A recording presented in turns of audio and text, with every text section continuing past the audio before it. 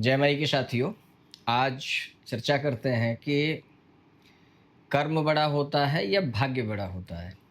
अक्सर इस संसार में आपने 2 प्रकार के लोगों को देखा होगा और ये बहुत झगड़ा बहुत शुरू से है कि कुछ लोग कहते हैं जी भाग्य में ही नहीं होगा तो प्राप्त कैसे होगा? कुछ लोग कहते हैं कर्म नहीं करोगे तो प्राप्त क्या होगा? बहुत गहन शास्त्रार्थ है और इसका कोई तोड़ अभी तक समझ में लोगों को नहीं आया है। फिर अंततो गत्वा होता यह है कि व्यक्ति क्या करता है कि जिसकी जैसी धारणा होती है, अर्थात कर्मवादी यदि व्यक्ति है तो वो कर्म को महान मान लेता है, बड़ा मान लेता है। कुछ लोग भाग्यवादी होते हैं तो भाग्य को बड़ा मान लेते हैं, कर्म को बड़ा मान लेते हैं, कुछ भाग्य को बड़ा मान लेते हैं। अर्थात किसी निष्कर्ष पर अभी तक लोग नहीं पहुंच पाए हैं कि कर्म बड़ा या भाग्य बड़ा।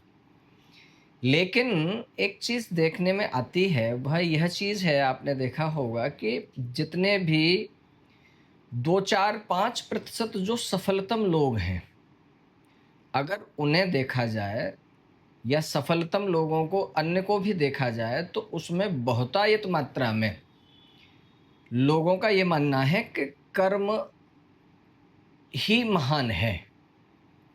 कर्म प्रधान विश्व रच राखा, कर्म की महत्ता भी शास्त्रों में बहुत ही वर्णित है।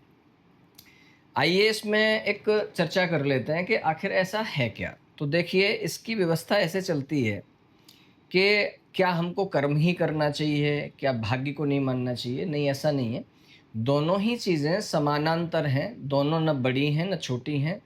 दोनों किसी एक के बगैर काम नहीं चलता है। मैंने अपने जीवन काल में देखा है कि बहुत-बहुत कर्मवादी, परिश्रमी और बुद्धिमान व्यक्तियों को भी मैंने असफल देखा है। कई बार मैंने निर्बुद्ध लोगों को और बहुत ज़्यादा कोई उनके अंदर विशेषता नहीं है, उसके बाद में भी उन्हें काफ़ी सफल देखा है। इससे यह पता चलता है कि दोनों ही तरह के लोग कामयाब हैं और दोनों ही शक्तियों का समावेश है। अब भाग्य की यदि बात करें तो भाग्य, जब हम जन्मपत्री देखते हैं तो भाग्य का रोल जन्मपत्री में ये होता है कि जब आप जन्मपत्री देख रहे होते हैं तो उसी समय का उसका डेट टाइम बर्थ डाला जाता है, उसी से जो जन्मपत्री निर्माण की जाती है, उससे सीधा सा पता चलता है कि इस जीवन का तो अभी तक उसके अंदर किसी प्रकार का कोई कर्म काउंट है नहीं।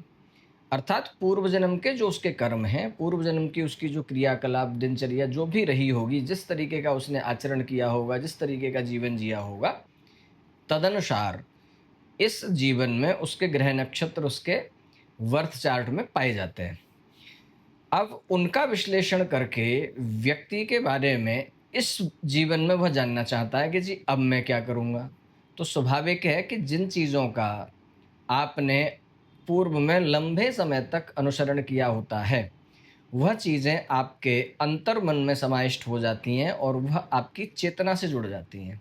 अर्थात मृत्यु के पश्चात भी आप जब अगले जन्म में जाते हैं, तो आपके जो संस्कार हैं, जो आदतें हैं, जो आपकी प्रैक्टिसें हैं, वह इस जन्म में भी आपके साथ आ जाती हैं।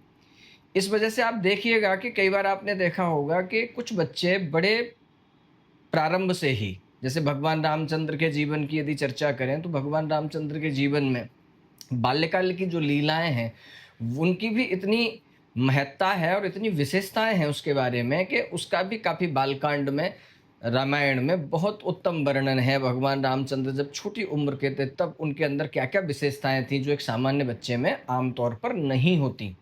ऐसे ही यदि भगवान कृष्ण की भी बाल लीलाओं की चर्चा करें, तो आप उनमें भी देखिएगा कि बाल्यकाल से ही उनके अंदर अद्भुत प्रतिभा, अद्भुत उन्नत उनके अंदर व्यवस्था, उन्नत कोटि का ज्ञान, है ना? तो ऐसे ही जब हम जनमानस में साधारण परिवारों में भी जब हम देखते हैं, आपके और हमारे घरों में जब हम बच्चों को देखते हैं, तो आप देखेंगे एक कहावत है कि पूत के पैर पालने में दिख जाते हैं। तो पूत के पैर पालने में दिख जाते हैं, अर्थात कोई-कोई छोटा बच्चा इतना अद्भुत और इतना सुंदर उसका व्यवहार, कार्यशीलता, ये सब ऐसी होगी कि कई लोग बड़े-बड़े उसे देख कर के आश्चर्य करते हैं और अचंभित होकर के कई बार लोग उसे अनायास ही लाड प्यार दुलार भी करने लग जाते हैं, गोद में उठाने लग जाते हैं, उसके माता-पिता के समक्ष उसकी प्रशंसा भी करने लग जाते हैं। लेकिन इसके अपोज़िट भी आपने देखा होगा कि कई बच्चे बहुत ज़्यादा उद्दंडी और दुस्साहसी और व्यर्थ तरीके के काम करने वाले, है ना? ऐसे बच्चे भी आपने देखे होंगे।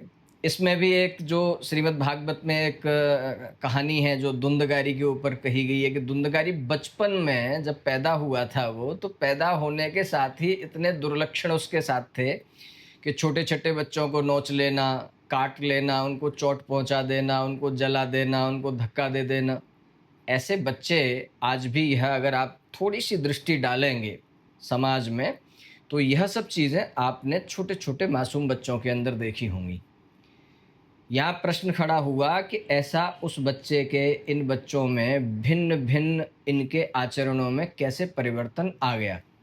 तो इससे पता चलता है कि वह बच्चा जो अभी वर्तमान में आचरण कर रहा है, उसका आचरण पूर्व जन्मों के कर्म के अनुसार उसके अंदर विद्यमान हुआ है। अब बात आती है कि जी फिर तो उसको ऐसे ही छोड़ दें या उसके अंदर कोई सुधार किया जा सकता है। तो यहाँ समझने की बात ये है कि सुधार किया जा सकता है, लेकिन संस्कार किया जा सकता है, लेकिन पदार्थ का होना अनिवार्य है। जैसे अगर आपके पास कोई वस्तु है, तो उस वस्तु से अन्य वस्तु का विस्तार किया जा सकता है, उस वस्तु की वृद्धि की जा सकती है। जैसे खेत में जो अनाज बोया जाता है, वह कम मात्रा में बो करके और उसको बड़ी मात्रा में उत्पादन वहाँ से लिया जा सकता है। अगर मान लीजिए उसका और उत्पादन करना है तो और बड़े खेत में उसे बो दिया जाए, उसको फिर और ज़्यादा और उसको आप देखेंगे कि एक बोरी अनाज से हज़ारों बोरी अनाज बनाया जा सकता है। परंतु जो पहला एक दाना है, अर्थात बीज का होना अनिवार्य है और बीज यदि नहीं होगा तो वृक्ष की, फल की उत्पत्ति नहीं होगी। इसी तरीके से किसी भी व्यक्ति में, मनुष्य में संस्कारों का प्रारब्ध से, जन्म से होना अनिवार्य है। उसे और परिष्कृत करके उसको विकसित किया जा सकता है, उसको अच्छा और मजबूत बनाया जा सकता है, उसे धार दी जा सकती है, उसे दिशा दी जा सकती है और काफ़ी कुछ उससे उसको प्रोन्नत किया जा सकता है, पर पैदा नहीं किया जा सकता। प्रत्येक माता-पिता ये चाहते हैं कि मेरी जो संतान हो, वो बुद्धिजीवी हो, ज्ञानवान हो, संस्कारवान हो, सभी चाहते हैं, कौन नहीं चाहता? लेकिन क्या ऐसा हो पाता है? ऐसा हो नहीं पाता।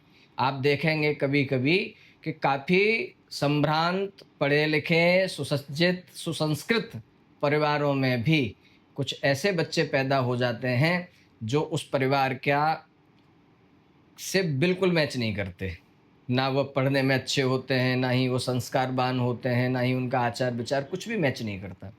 जबकि कई बार आपने देखा होगा कि कई साधारण सा कोई व्यक्ति है, मज़दूर वर्ग का कोई व्यक्ति है, उसके घर में भी कोई बहुत सुंदर और अद्भुत प्रतिभा संपन्न बच्चा उत्पन्न हो जाता है। अर्थात यह कैसे होता है? यह ऐसे होता है कि यह पूर्व जन्म के कर्म के आधार पर ये हमारा जन्म जो चक्र है, ये चलता है। अब बात करते हैं जी, पूजा पाठ वगैरह धर्म कर्म करने से क्या परिवर्तन आता है? हाँ, ज़रूर आता है, क्यों नहीं आता है? कैसे आता है? कि जी जैसे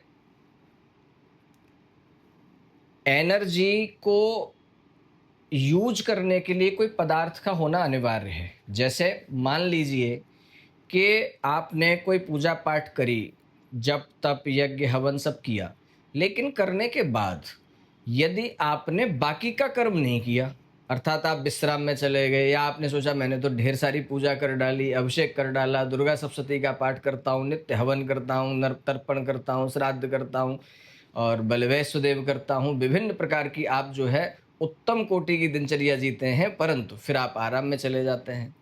तो आप ये मान लीजिएगा कि आप ज़्यादा संसार में विकासोन्मुखी नहीं हो सकते।